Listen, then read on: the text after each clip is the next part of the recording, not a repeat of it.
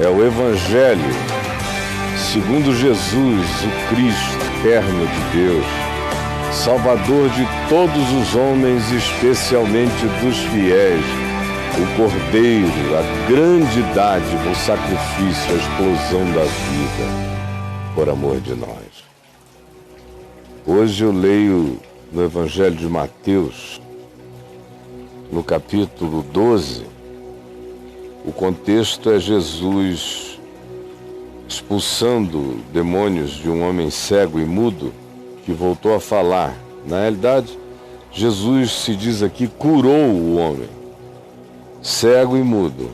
E a multidão se admirou e disse: porventura não será esse o Messias, o filho de Davi? E os religiosos que estavam ali naquela hora ficaram loucos de raiva. E disseram: este expele demônios, mas é pelo poder do diabo. É Beelzebu, o maioral dos demônios, que está incorporando nele, em Jesus. Jesus, que estava longe dos fariseus, mas conhecendo-lhes os pensamentos, guarde isso, conhecendo-lhes os pensamentos, porque é um padrão de raciocínio. Você não precisa nem escanear o pensamento para saber o que aquele tipo de espírito pensa quando vê a manifestação simples, livre do reino de Deus acontecendo sem controle religioso, humano, sem mandatários do milagre, sem os cardeais do benefício. Simplesmente como Jesus fazia, chegou cego e mudo, saiu vendo e falando, e não foi enviado para lugar nenhum, e nem se disse a ele que ele tinha que voltar para prestar contas ou pagar qualquer coisa. Simplesmente se vai, livre, como o Evangelho faz acontecer. Então, esse tipo de gente que vivia do controle não pode ver a multidão celebrando Deus no não controle. Deus na não gestão religiosa é inadmissível. Então eles falaram um com o outro: isso é um possesso de Beelzebu. Ele incorpora o principal dos demônios. E Jesus, conhecendo-lhes os pensamentos, disse: era uma maquete, era um padrão de pensamento, era quase um protocolo de pensamento, era uma sistematização previamente definida nas mentes desses indivíduos todos. De modo que, como eu disse, não só Jesus conhecia os pensamentos, mas nesse caso não precisava conhecer os pensamentos, sinceramente, conhecendo essas figuras que iam atrás dele só perturbando e rosnando. Ele sabia qual era o padrão do pensamento deles. E disse acerca deles, da ilogicidade do que eles estavam dizendo, disse: olha aqui, todo reino dividido contra si mesmo, um reino, um governo, onde um diz uma coisa, outro diz uma coisa, o outro nega, é aquela confusão. Todo reino, todo governo dividido contra si mesmo não subsistirá. É como uma cidade em estado de guerra civil, se autodestruirá. Ou é como uma família, uma casa dividida em ódio, em briga contra si mesma. Não vai subsistir, prevalecer. Não durará, acabará essa família. Portanto, sejam pelo menos inteligentes vocês que me acusam. Porque se Satanás, que é o que vocês dizem que está me incorporando, se Beelzebu, incorporado por mim, decidisse agora expulsar demônios, significaria dizer que ele seria como um governo dividido, uma casa dividida, uma cidade em guerra civil. E o diabo tem uma inteligência superior à de vocês. Vocês é que são burros. Vocês é que, por egolatria, poder, demonstração de quem pode mais, ou ciúme, ou vaidade, ou qualquer outra coisa, são capazes de brigar uns com os outros, de guerrearem internamente, de se dividirem a ponto de não subsistirem. Mas o diabo usa vocês, mas não é como vocês. Ele é inteligente, ele não é pulsionalmente irracional como vocês. Porque se Satanás, Belzebu, está expulsando demônios, é como se Satanás estivesse dividido contra si mesmo. É como se houvesse uma guerra civil no inferno. É como se na casa do diabo ninguém se entendesse a respeito do mal.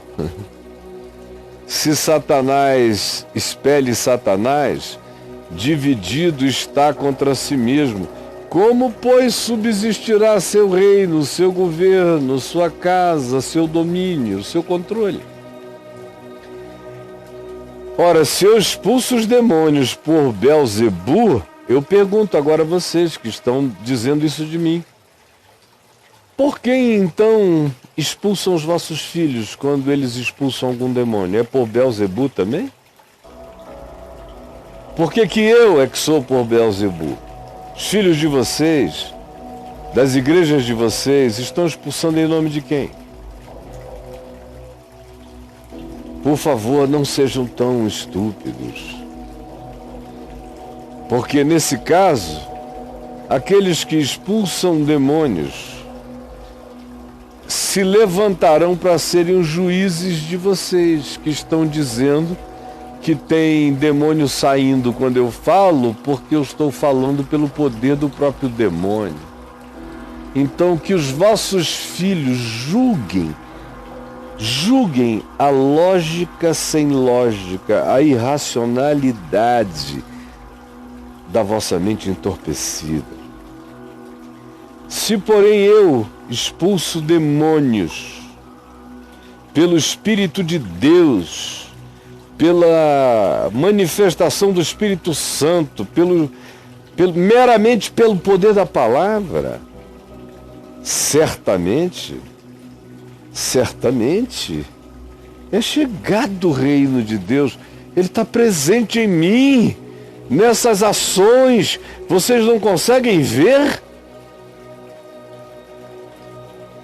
Se, porém, eu expulso os demônios pelo Espírito de Deus, certamente é chegado o reino de Deus sobre vós. Se o resultado do que eu faço é abrir olhos, é desimpedir línguas, é libertar pessoas, é curar gente, suscita a alegria da salvação no coração de tantas pessoas, como é que isso não é a chegada do reino de Deus? Sem pedir licença a ninguém, mas o reino chegou. Ou como pode alguém entrar na casa do valente, do diabo, roubar-lhe os bens, sem primeiro amarrá-lo? Entenda, meu filho, se Satanás está morando em alguém, para tirá-lo dali, você tem que chegar com uma autoridade maior e amarrar. Então você limpa a casa. Fiquem sabendo disso. E eu estou dizendo a vocês que quem não é por mim, quem não é pelo Evangelho, quem não é por essa palavra do Evangelho, é contra mim. Não tem apelação, pode dizer o que queira, pode reinterpretar como deseje. Não adianta, é contra mim. E quem comigo não está ajudando, ajuntando, chamando tudo para convergência a mim, está trabalhando contra mim. Pode viver dizendo que faz tudo em meu nome, mas está espalhando, ao invés de estar juntando. Por isso eu vos declaro, E prestem atenção com o que vocês andam declarando sobre quem serve a Deus, não serve a Deus. Prestem atenção nas blasfêmias que vocês falam contra o verdadeiro bem praticado em nome de Deus ou em silêncio. E vocês não têm o menor pudor de colocar a alcunha do diabo, a chancela do diabo na vida de quem só está praticando o bem que vocês não realizam. Prestem atenção. Todo pecado e blasfêmia serão perdoados aos homens. Toda idiotice. Mas a blasfêmia contra o Espírito Santo não será perdoada. Não atribua ao diabo aquilo que Deus está fazendo. E aqui nesse caso é conscientemente, porque Jesus nunca diria isso para gente ignorante que não sabe discernir a mão direita da mão esquerda.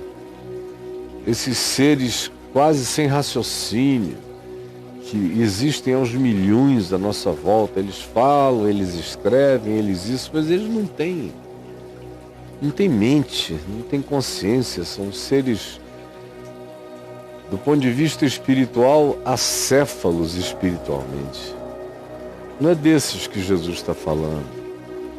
Não é desses idiotas que ficam blasfemando em comentários na internet, dizendo todo tipo de loucura. Não é como isso. Esses são os coitados, ignorantes. Não, Jesus está dizendo daqueles que sabem o que está acontecendo.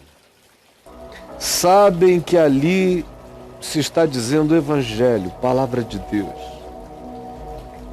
Mas eles se levantam para não perderem o público, para não perderem o mercado, para não perderem seguidores, para não perderem gente. Eles começam a dizer que o diabo é que age em você, que você fala pelo diabo, que Satanás tomou conta da sua mente. Mas eles sabem que é mentira. Se um mal agudo acontecer neles, eles sabem para quem eles recorrerão, que é justamente para esse a quem eles acusam de ser instrumento de Satanás. Esses é que estão nessa zona de risco perigosíssima, não os ignorantes, mas sim os que têm conhecimento. E assim mesmo tentam te destruir, acabar contigo, fazer você falar pela inspiração de Satanás, e até onde eles conseguem chegar. E Jesus disse: cuidado, porque se alguém proferir alguma palavra contra o Filho do Homem, contra o Evangelho, que é a expressão do Filho do Homem, contra o ensino de Jesus puro e simples, tomem cuidado, porque todas essas palavras ditas contra o Evangelho, por gente que tem entendimento, que tem conhecimento, que no coração sabe que aquela é a verdade, mas não lhes é conveniente, porque lhes traria perda de poder e de domínio. Por isso eles proferem palavras blasfemas contra o Filho do Homem, ou contra a palavra do Filho do Homem, contra o Evangelho do Filho do Homem. E Jesus disse: olha, se fizerem isso, ser-lhes-á perdoado. Eles serão perdoados. Eles sucumbiram a essa loucura. Mas, quando eles dizem que a ação de Deus curando gente, libertando gente, salvando gente, iluminando gente, perdoando pecados, é trabalho de Belzebu, é trabalho de Satanás, nessa hora, eles estão pecando contra a essência de Deus. Porque quando eles pecam contra o Filho do Homem, Eles podem não gostar da minha cara, podem não gostar do meu cabelo, podem não gostar do tom da minha voz, podem achar que eu pareço com alguém que eles odeiam, podem fazer transferências. É o mundo psicológico, é o mundo da história, Jesus disse. Mas quando, sem ninguém, eles começam a ver, quem via vendo, quem não ouvia ouvindo, e quem estava trancado na morte se abrir para a vida, e eles dizem que isso é obra de Satanás, aí eles estão pecando contra o Espírito Santo. Isso não lhes será perdoado, nem neste mundo e nem em qualquer outro mundo. E o interessante é como Jesus prossegue aqui no capítulo 2. Eu já tinha fechado, mas me lembrei quando fechei que vale a pena reproduzir o que está dito aqui. Olha só como ele prossegue. É a sequência disso, é dizer, verso 33. Ou fazei a árvore boa, e o seu fruto será bom. Planta a árvore boa, de natureza boa, que o fruto será bom. Ou então, se a árvore é má, o seu fruto será mau. Será espinheiro, será veneno. Porque pelo fruto se conhece a árvore. Raça de víboras. Raça de víboras. Vocês vejam como Jesus, todo cheio de amor, olha para esse pessoal que pratica esse solapamento, esse estelionato, essa perseguição odienta, raivosa, constante, tenaz contra ele, e o chama de raça de serpentes, de víboras. Entre vocês só tem cobra criada. Como é que podeis falar coisas boas, sendo vocês maus? Vocês não conseguem falar coisas boas. Vocês conseguem até fazer belos discursos, mas é tudo na hora do palco, no íntimo, no dia a dia, na intimidade mesmo do convívio. Como é que vocês podem pronunciar qualquer bondade se o padrão interpretativo da mente e do coração de vocês é mau? Porque a boca fala aqui, ali, acolá, daquilo que está cheio o coração. O homem bom tira do tesouro do seu coração, da sua interioridade, coisas boas. O tempo todo, não é de vez em quando, não é no palco, ele é assim, sai dele coisas boas, saem o tempo todo. Mas o homem mau, do seu interior, derrama, tira, vomita coisas ruins, perversas, relativistas, o tempo todo querendo solapar pessoas, não reconhecer o bem, trabalhar contra ele, explícita e definitivamente. Digo-vos, portanto, que de toda palavra desse tipo, frívola, banal, perversa, ruim, que preferirem e proferirem e disserem os homens, de cada uma delas, do que eles estão dizendo, escrevendo na internet, em todos os lugares, eles vão dar conta de cada uma delas no dia do juízo. Mas vão dar mesmo.